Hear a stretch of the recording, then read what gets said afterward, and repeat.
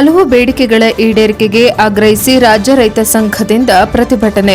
ಚಿಕ್ಕಬಳ್ಳಾಪುರ ಜಿಲ್ಲೆ ಚಿಂತಾಮಣಿ ನಗರದ ತಾಲೂಕು ಕಚೇರಿ ಎದುರು ಪ್ರತಿಭಟನೆ.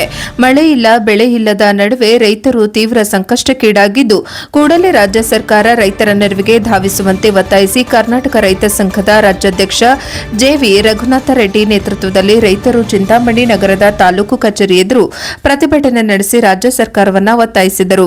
ಈ ವೇಳೆ ಮಾತನಾಡಿದ ರೈತರು, ರಾಜ್ಯ ಸರ್ಕಾರದ ಯಾವ ಪ್ರತಿನಿಧಿಗಳು ಸಹ ರೈತರ ನೆರವಿಗೆ ಧಾವಿಸಿಲ್ಲ. ಕೇವಲ ಚುನಾವಣೆ ಬಂದಾಗ ಮಾತ್ರ ಹಳ್ಳಿಗಳು ರೈತರು ನೆನಪಾಗುತ್ತಾರೆ. ಆದರೆ ಅಧಿಕಾರಕ್ಕೆ ಬಂದ ಮೇಲೆ ರೈತರ ಗೋಳು ಕೇಳುವುದಿಲ್ಲ ಎಂದು ಪ್ರಶ್ನಿಸಿದ ಅವರು, ರೈತರ ಸಾಲ ಮನ್ನಾ ಮಾಡಬೇಕು, ಪ್ರತಿ ಎಕರೆಗೆ ಕನಿಷ್ಠ 50,000 ರೂಪಾಯಿ ಪರಿಹಾರ ನೀಡುವುದು ಸೇರಿದಂತೆ ಹಲವು ಬೇಡಿಕೆಗಳನ್ನು ಈಡೇರಿಸುವಂತೆ ಇದೇ ವೇಳೆ ಸರ್ಕಾರವನ್ನು ಆಗ್ರಹಿಸಿದರು. ಈ ಸಂದರ್ಭದಲ್ಲಿ ತಹಶೀಲ್ದಾರ್ ಸುದರ್ಶನ್ ಯಾದವ್ ಅವರ ಮುಖಾಂತರ ಸರ್ಕಾರಕ್ಕೆ ಮನವಿ ಪತ್ರ ಸಲ್ಲಿಸಲಾಯಿತು. ಪ್ರತಿಭಟನೆಯಲ್ಲಿ ರೈತ ಮುಖಂಡರಾದ ವೆಂಕಟ ಸುಬ್ಬಾರೆಡ್ಡಿ, ಎಸ್ ವೆಂಕಟರೆಡ್ಡಿ, ಕೋನಪ್ಪ, ಗೆಂಗಿರೆಡ್ಡಿ, ರಾಮಪ್ಪ ಸೇರಿದಂತೆ ಮತ್ತಿತರರು ಉಪಸ್ಥಿತರಿದ್ದರು. ವರದಿ ಚಾಂಡ್ರಹಳ್ಳಿ ರವಿ, ಎನ್ಕೆಎಸ್ ಟಿವಿ4 ಚಿಂತಾಮಣಿ. ಕರ್ನಾಟಕ ರೈತ ಸಂಘದಿಂದ ಭಾರಿ 4-5 ಸುಮಾರು ವರ್ಷಗಳಿಂದ 15-20 ವರ್ಷಗಳಿಂದ ಯಾವುದೇ ಬೆಳೆ ಇಲ್ಲ, ಬೆಲೆ ಇಲ್ಲ. ಈ ಭಾಗದಲ್ಲಿ ಯಾವುದೇ ನದಿಗಳನ್ನು ಯಾವುದೇ ಇಲ್ಲ. ನೀರಾವರಿ ವಿಚಾರಕ್ಕಾಗಲಿ ಕಷ್ಟ ನೋವುಗಳಿಂದ ಸಾವು ಕತ್ತರ ಹೋಗಿ ರೈತರನ್ನು ಬದುಕುಗಳನ್ನು ಕಟ್ಟಿಕೊಂಡು ಅನೇಕ ರೀತಿಯಾಗಿ ನಾವು ಬದುಕಕ್ಕಾಗಿ ಆಡ್ತಾ ಇದ್ರೆ, ಆದರೆ ಸರ್ಕಾರವನ್ನಾಗಲಿ ಈ ಜನಪ್ರತಿನಿಧಿಗಳಾಗಲಿ ನಮಗೆ ಯಾವುದೇ ರೈತರಿಗೆ ಬರೀ ಮಾತುಗಳಲ್ಲಿ ಮಾತ್ರ ಹೇಳ್ತಾರೆ. ಏನಿದ್ದು ಬಿಟ್ಟರೆ ಇನ್ನೇನಿಲ್ಲ. ಇವತ್ತು ತೀವ್ರ ಬರಿಗಾಲ ಇದೆ. ಯಾವ ಅಲ್ಲಿಗೆ ಹೋದ್ರೂ ನೀರಿಲ್ಲ, ಎಲ್ಲಿಗೆ ಹೋದ್ರೂ ಬೆಲೆ ಇಟ್ಟಿದ್ವೆಲ್ಲ ನಮ್ಮ ತುಂಬಾ ಸ್ವಲ್ಪ ಕಾಲದಲ್ಲಿ ಮಳೆ ಬಂತು. ಮುಂಗಾರು ಅಧಿವೇಶನ ಸ್ವಲ್ಪ ಮಳೆ ಬಂತು. ಎಲ್ಲಾ ಬಿತ್ತನೆ ಬೀಜಗಳನ್ನು, ಹಸುಗಳು ಮಾರಿ, ಗೋಡುಗಳನ್ನು ಎಲ್ಲ ಒಡವೆ ಇಟ್ಟು ತಕೊಂಡ್ಬಂದು ಎಲ್ಲ ಹಾಕಿದ್ವಿ. ಏನೋ ಮಳೆ ಬಂದ್ರೆ ಏನೋ ಬೆಳೆ ಬರ್ತದೆ, ಬೆಳೆ ಬಂದಾಗ ನಾವು ಏನೋ ಜೀವನ ಮಾಡ್ಕೋಬಹುದು, ಮಕ್ಕಳ ವಿದ್ಯಾಭ್ಯಾಸ ಮಾಡ್ಬೋದು, ನಾವು ಅವ್ರ ತಲ ಬದುಕಬೇಕು ಅಂತ ಆಶೆ ಕಟ್ಕೊಂಡು ಸಾಲಗಳು ಮಾಡಿ ಇವತ್ತು ಬೆಲೆ ಇಟ್ಟಿದ್ವಿ.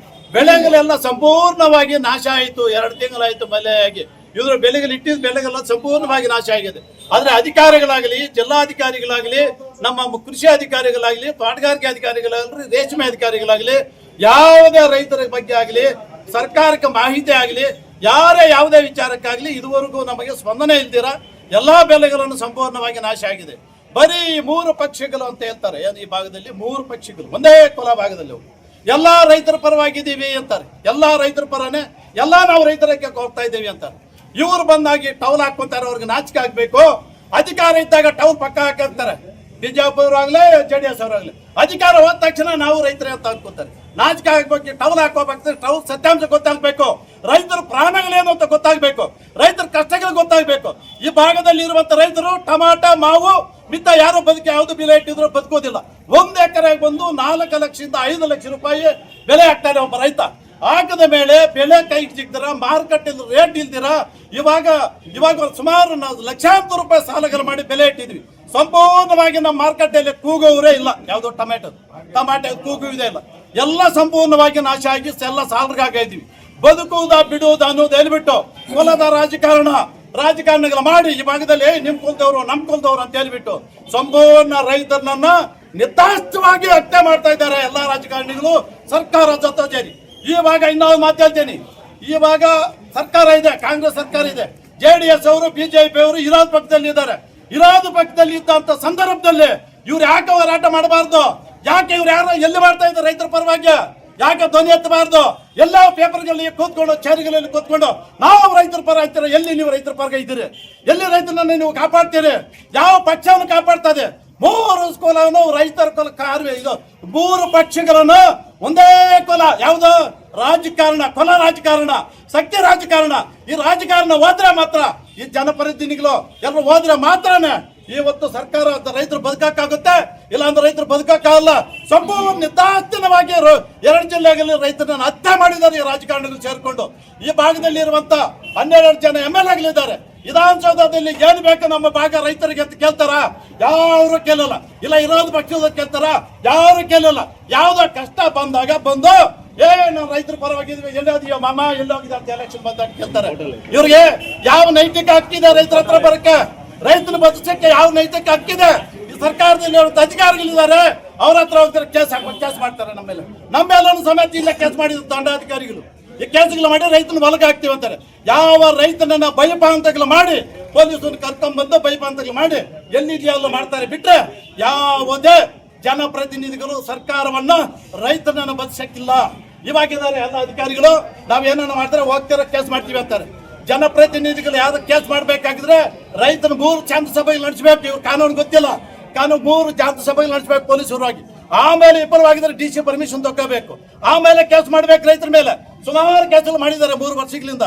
ನಾನು 3 ವರ್ಷಗಳಿಂದ ರೈತ ಸಂಘ ಸ್ವಲ್ಪ ತಾಳ್ಮೆ ಮಾಡಿದ್ದೀವಿ. ನಮ್ಮ ತಾಳ್ಮೆಯನ್ನ ಪರೀಕ್ಷೆ ಮಾಡಿದ್ರೆ ಅಧಿಕಾರಿಗಳಿಗೆ ಹೇಳ್ತಾ ಇದ್ದೀನಿ, ರಾಜಕಾರಣಿಗಳ ಮಾತು ಕೇಳಿ ರೈತರನ್ನೇನನ್ನ ಇವತ್ತು ಕಡೆಗಣಿಸಿದ್ರೆ ಯಾವುದೇ ಮಾರ್ಗದರ್ಶನ ಮಾಡ್ಬೇಕಾದ್ರೆ ರೈತರ ಮೇಲೆ ಕೇಸ್ ಮಾಡ್ಬೇಕಾಗಿದ್ರೆ ಒಂದು ಸಭೆ ನಡೆಸಬೇಕು. ನೀವು ಸಭೆ ನಡೆಸಿ ವಿಫಲ ಆಗದ ಮೇಲೆ ರೈತರ ಮೇಲೆ ಕೇಸ್ ಆಗ್ಬೇಕು. ಕೇಸ್ ಆಗ್ಬೇಕಾಗಿದ್ರೆ 3 ತಿಂಗಳಿಗೋಸ್ಕರ ರೈತರನ್ನೆಲ್ಲ ಸಭೆ ಕರಿಬೇಕು ಅಂತ ಘಂಟಾಘೋಷವಾಗಿ ನಾವ್ ಹೇಳ್ತಾ ಇದೀವಿ. ಸಿದ್ದರಾಮಯ್ಯ ಅವರೇ ಇನ್ನ ಒಂದು ಮಾತು, ಇದು ಸಪರೇಟ್ ಮಾಡಿ. ಸಿದ್ದರಾಮಯ್ಯ ಅವರೇ ಎಲ್ಲ ಸಮಯ ನೀರಿನ ಎತ್ತರ ಬಾಯ್ತು ರೈತರ ಸಾಮಾನ್ಯಗಳು ಮುಖ್ಯ. ಚಿಂತಾಮಣಿಯಿಂದ ನೀವು ಇವತ್ತು ಮುಖ್ಯಮಂತ್ರಿ ಆಗಿದ್ದೆ. ನಮ್ಮ ಇದೇ ಎತ್ತಿನ ಅದಕ್ಕೂ ಸಬ್ಜೆಕ್ಟ್ ಚಿಂತಾಮಣಿಯಿಂದ ಮೊಟ್ಟ ಮೊದಲನೇ ಬಾರಿಗೆ ರಾಮಕೃಷ್ಣ ಹೆಗಡೆ ಅವರು ಬಂದ್ರು. ಯಾವ್ದಾವ್ದು ಸ್ಟಾಪ್ದಲ್ಲಿ ಗಲಾಟೆ ಆಯ್ತು. 3 ತಿಂಗಳಿಗೆ ಮುಖ್ಯಮಂತ್ರಿ ಆದ್ರು. ಯಡಿಯೂರಪ್ಪನ ಬಂದ್ರು, ಇಲ್ಲಿ ಒಂದು ಗಲಾಟೆ ಆಯ್ತು. ಅವರು ಮುಖ್ಯಮಂತ್ರಿ ಆದ್ರು. ಇಲ್ಲಿ ಕುಮಾರಸ್ವಾಮಿ ಅವರು ಬಟ್ಲಪಲ್ಲಿ ಆದ್ರು, ಗಲಾಟೆ ಆಯ್ತು. ಯಡಿಯೂರಪ್ಪ ಕುಮಾರಸ್ವಾಮಿ DK ಶಿವಕುಮಾರ್ ಮೇಲೆ 2017ರಲ್ಲಿ ನಾವೇ ರೈತರೆಲ್ಲ ಗಲಾಟೆ ಮಾಡಿದ್ವಿ. ಈ ತಾಲೂಕು ಒಂದು ವ್ಯತ್ಯಾಸ ಇದೆ. ನೀವು ಮುಖ್ಯಮಂತ್ರಿ ಆಗಿದ್ದು ಜನಪ್ರತಿನಿಧಿ ಆಗಿದ್ದು ಇವತ್ತೇನ ರೈತರ ಪರವಾಗಿ ರೈತ ಸಂಘದ ಪರವಾಗಿ ಆಗಿದ್ರ ಅದನ್ನು ಉಳಿಸ್ಕೋಬೇಕಾಗಿದ್ರೆ ದೇವರು ಒಳ್ಳೇದು ಮಾಡ್ಬೇಕಾಗಿದ್ರೆ ಈ ರೈತರಿಗೆಲ್ಲ ಬಂದು ಈ ತಾಲೂಕು ಬಂದು ಎಲ್ಲ ಸಾಲಗಳನ್ನ ಮನ್ನಾ ಮಾಡಿ, ಇವಾಗ ನಮ್ಮ ರೈತರಿಗೆಲ್ಲ ಇದೆಯಲ್ಲ ಅವೆಲ್ಲ ಸಾಲ ಮನ್ನಾ ಮಾಡಿ ರೈತರನ್ನ ಜೊತೆಗಿರು ಮಾವು ಬೆಲೆ ಬೆಂಬಲ ಬೆಲೆ ಕೊಡಿ. ರೈತರಿಗೆ ಒಂದು ಟಮಾಟ ಒಂದು ಇದು ಮಾಡಿ ಬೋರ್ಡ್ ಮಾಡಿ ಇದು ಮಾಡಿ ಮಂಡಳಿ ಮಾಡಿ ಟಮಾಟ ಮಾರುಕಟ್ಟೆನಲ್ಲಿ ಮಂಡಳಿ ಮಾಡಿ ಒಂದು ತಾಲೂಕು ನಮ್ಮ 2 ಜಿಲ್ಲೆಗೆ ಅದನ್ನು ಕಾಪಾಡಿ ರೈತರ ಕನಿಷ್ಠ ಪಕ್ಷದಲ್ಲಿ ಒಂದು 50 ರೂಪಾಯಿ ಒಂದು ಕೆಜಿಗೆ ಬದುಕಿ ಕೊಡ್ರಿ. ನಿಮಗ್ ಕೊಡ್ತಿದ್ರ ಸಾಲ ನಾವು ಸರ್ಕಾರಕ್ಕೆ ಹೇಳ್ತೇವೆ. ಸಿದ್ದರಾಮಯ್ಯ ಅವರ DK ಶಿವಕುಮಾರ್ ಅವರೇ ನಮಗೆ ಒಂದು ಕೆಜಿಗೆ 50 ರೂಪಾಯಿ ಕೊಡಿ, ನಿಮಗ್ ಕೊಡ್ತೀವಿ ಸಾಲ. ನಾವು ನೀವೆಲ್ಲಾನು ಸಾಲ ಕೊಡೋದು ನಮ್ಗೆ, ನಾವು ನಿಮ್ಗೆ ಕೊಡ್ತೀವಿ ಸಾಲ. ನಮ್ಮ ಇಟ್ಟಿದ್ದ ಬೆಲೆಗೆ ಈ ಶಕ್ತಿ ಬರ್ಲಿ, ನಮಗೆ ಏನೋ ರೇಟ್ ಸಿಕ್ತರೆ ನಿಮಗೆ ಸರ್ಕಾರ ಕೊಡ್ತೀವಿ ಸಾಲ. ರೈತರನ್ನು ಪಕ್ಷಾಟಿಗೆ ಬದುಕ್ತಾ ಇಲ್ಲ, ನಿಮ್ಮ ಸೊತ್ತಿಂದ ಬದುಕ್ತಾ ಇಲ್ಲ. ನಾವು ಬದುಕ್ತಾ ಇರು ನಮ್ಮ ಕಷ್ಟ ನಮ್ಮ ಸುಖ ನಮ್ಮ ಇದರಿಂದ ನಮ್ಮ ಹೊಲದಿಂದ ಯಾವುದೇ ಆಗಲಿ ನಮ್ಮ ತಾಲೂಕಿನಲ್ಲಿ ಆಗಿರುವಂತ ವಿಚಾರಗಳಿಗೆ ಇವತ್ತು ಘಂಟಾಘೋಷವಾಗಿ ಹೇಳ್ತಾ ಇದೀವಿ. ಇವತ್ತಿನ ಮುಂದಿನ ದಿನಗಳಲ್ಲಿ 1 ವಾರದ ಒಳಗಾಗಿ ಎಲ್ಲ ನಮ್ಮ ಬೆಳೆಗಳಿಗಾಗಲಿ ಯಾವ ಪ್ರತಿ ಒಂದು ಪಂಚಾಯತಿಗೂ ಒಂದು ಮೇವು ಬ್ಯಾಂಕ್ ಅನ್ನು ತೆರಿಬೇಕು, ಎಲ್ಲ ಸಾಲ ಮನ್ನಾ ಮಾಡಬೇಕು. ಎಲ್ಲಾ ರೀತಿಯಂತ ಒಂದು ಕಮಿಟಿ ಮಾಡಿ ಜಿಲ್ಲಾಧಿಕಾರಿಗಳು ಮತ್ತು ದಂಡಾಧಿಕಾರಿಗಳು ಸೇರಿ ಒಂದು ತಕ್ಷಣ ಎಲ್ಲ ಮೇವು ಎಲ್ಲ ರೈತರಿಗೆ ಕೂಲಿ ನಾಲೆ ಎಲ್ಲ ಸಿಕ್ಕಿಲ್ಲ ಅಂತಂದ್ರೆ ಈ ಸರ್ಕಾರಕ್ಕೆ ಹುಲಿಗಾಲಿ ಅಂತ ಎಚ್ಚರಿಕೆಯನ್ನು ಕೊಡ್ತಾ ಇದ್ದೀವಿ.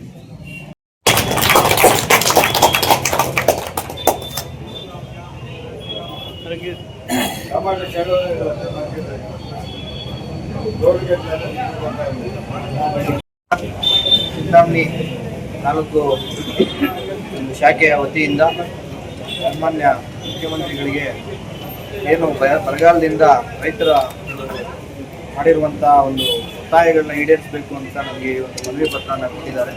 ಈ ಮನವಿ ಪತ್ರವನ್ನು ಜಿಲ್ಲಾಧಿಕಾರಿಗಳ ಮುಖಾಂತರ ಸರ್ಕಾರಕ್ಕೆ ಸಲ್ಲಿಸುವಂಥ ಒಂದು ಪ್ರಾಮಾಣಿಕ ಪ್ರಯತ್ನ ಮಾಡ್ತೀವಿ. ಅದೇ ರೀತಿ ಬೆಳೆ ವಿಮೆ ಸಂಬಂಧಪಟ್ಟಂಗೆ ಈಗಾಗಲೇ ನಮ್ಮಲ್ಲಿ ಅದಕ್ಕೆ ಸಂಬಂಧಪಟ್ಟಂಗೆ ಡೇಟಾ ಎಂಟ್ರಿ ಪ್ರೀಮಿಯಂ ಕಟ್ಕೊಳ್ಳೋದಕ್ಕೆ ಡೇಟಾ ಎಂಟ್ರಿ ವರ್ಕ್ ಮಾಡ್ತಾ ಇದ್ದಾರೆ ಅಗ್ರಿಕಲ್ಚರ್ ಡಿಪಾರ್ಟ್ಮೆಂಟ್ ಕಡೆಯಿಂದ, ಹಾರ್ಟಿಕಲ್ಚರ್ ಡಿಪಾರ್ಟ್ಮೆಂಟ್ ಕಡೆಯಿಂದ. ದಯವಿಟ್ಟು ಯಾರ್ಯಾರು ಇನ್ನೂ ನೀವು ವಿಮೆ ಮಾಡಿಸ್ಕೊಂಡಿಲ್ಲ ಅವರೆಲ್ಲರೂ ಕೂಡ ನಮ್ಮ ಈ ಒಂದು ರೈತ ಸಂಘದ ಮುಖಾಂತರ ನಾನು ಮನವಿ ಮಾಡ್ಕೊತಾ ಇದ್ದೀನಿ. ಎಲ್ಲರೂ ಕೂಡ ತಾವು ಒಂದು ಬೆಳೆ ವಿಮೆಯನ್ನು ಕಟ್ಕೊಳ್ಳಿ. ಈ ಸಲ ನಾವು ಅದಕ್ಕೆ ಆದಷ್ಟು ಪಾರದರ್ಶಕವಾಗಿ ಯಾರಿಗೂ ಕೂಡ ಯಾವುದೇ ಏನು ಎಲ್ಲಿ ಬೆಳೆ ನಷ್ಟ ಆಗಿದೆ ಒಂದು ನೈಜತೆಯಿಂದ ಆ ಒಂದು ವರದಿಗಳನ್ನ ಪರಿಶೀಲನೆ ಮಾಡಿಕೊಂಡು ಅವರಿಗೆ ಬೆಳೆ ವಿಮೆ ಸಿಗುವಂಥ ಒಂದು ಕ್ರಮವನ್ನು ವಹಿಸ್ತೀವಿ ಅಂತ ಈ ಮೂಲಕ ಹೇಳ್ತಾ ನಾನು ಮಾತಾಡ್ತೀನಿ. Thank you.